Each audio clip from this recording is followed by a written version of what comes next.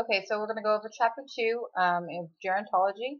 One of the things I forgot to mention in chapter 1 was allowing people, especially with vision or hearing disabilities, more time to process information and give them more time during assessments to take medications and eat things of that nature.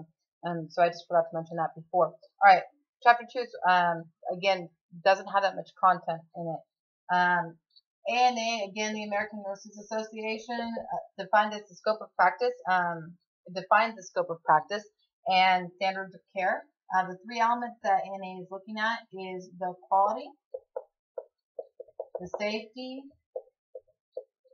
and the evidence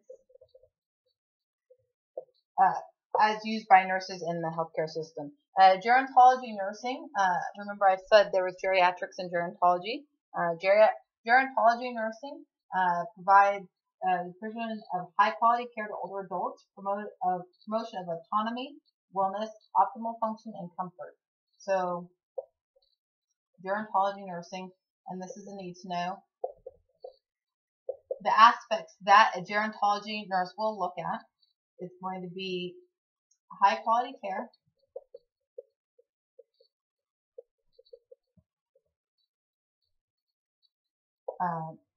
promotion of autonomy, wellness, optimal function, or independence, and comfort.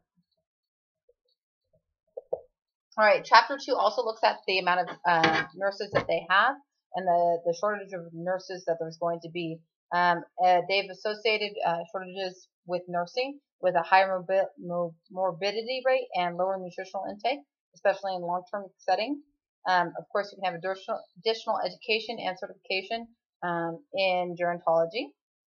The advanced nursing was switched to a doctorate program, as you probably already know, which was supposed to take effect in 2015. Long-term care numbers have decreased to assisted living centers. So basically, there's less people in long-term care facilities, and that is because of the assisted living centers that they have now, rather than patients being in convalescent setting, or the home health care is another area that they look at.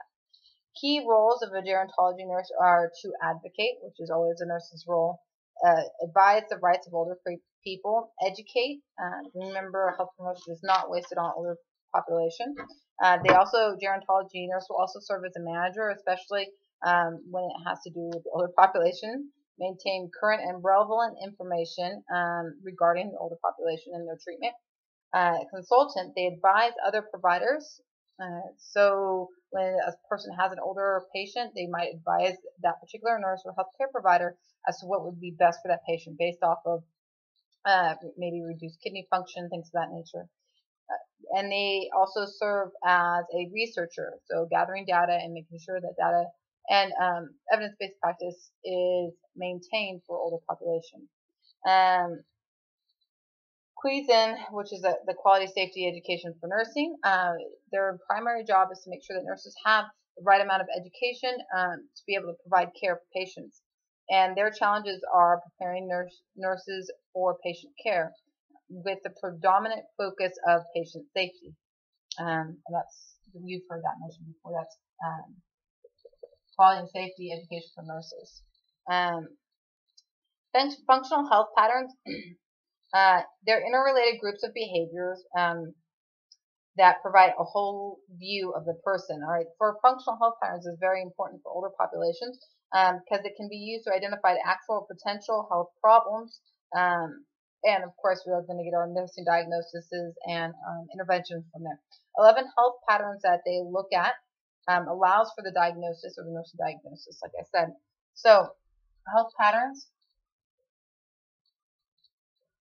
that we look at in a geriatric population, it's going to be the perception of health perception. How does that patient view their health?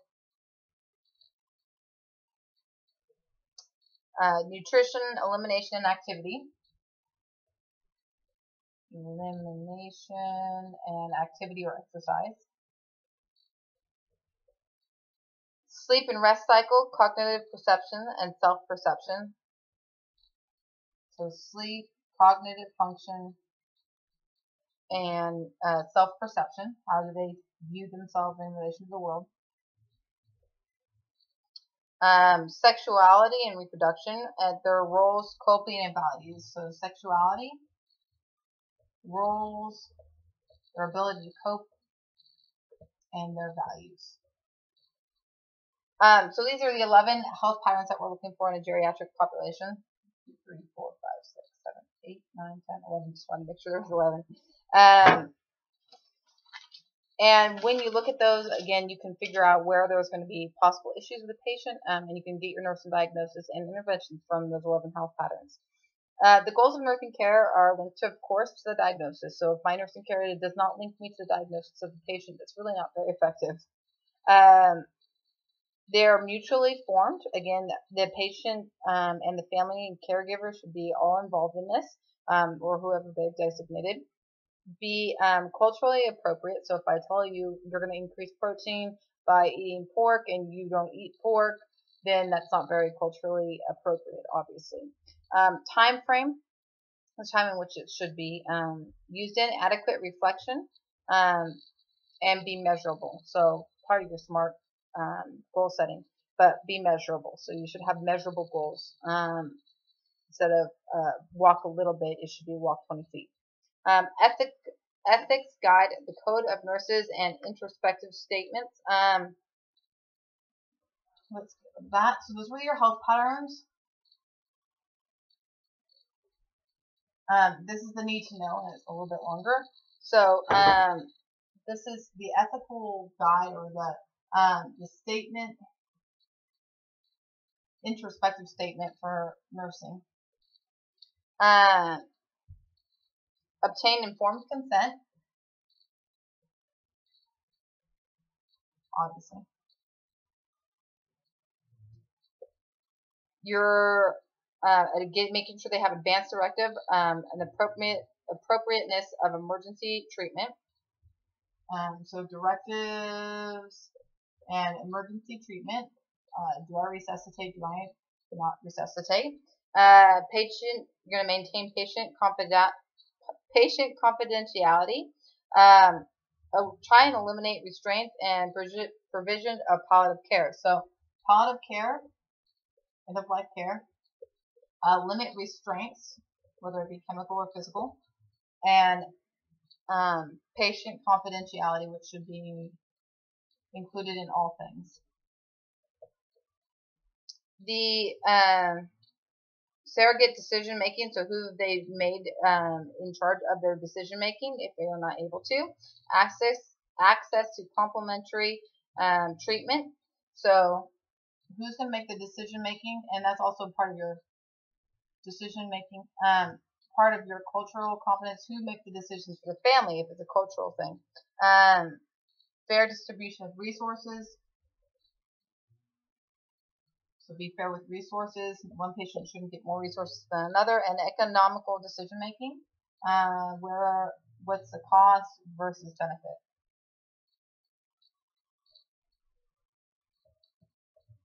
Okay, so these are some of the introspective statements, or the code of nursing. So code, again, if you see code of nursing, this is what we're talking about here. And that's a need to know. The beneficence or non-maleficence is maleficence. Again, going back to that movie Maleficent with Angelina Jolie. Of course, maleficence is meant to do evil, and beneficence, I can't say that word, or non-maleficence, there we go, is meant to do good. Justice is be fair and distribute resources equally across.